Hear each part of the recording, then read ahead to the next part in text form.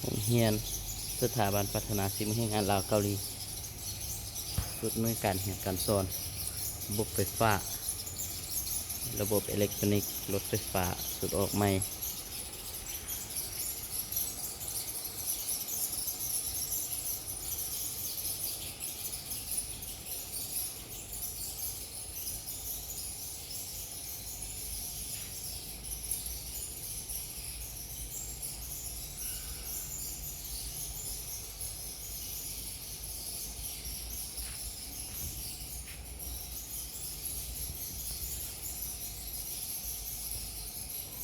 ระบบอิเล็กทรอนิกส์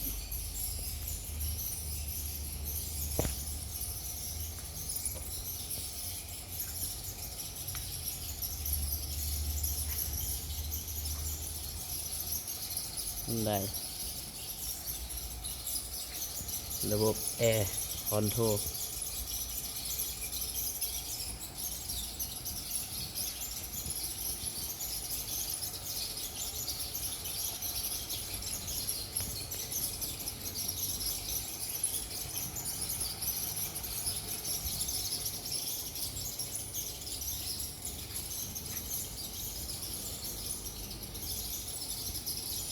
เครื่องกวดหัวซีด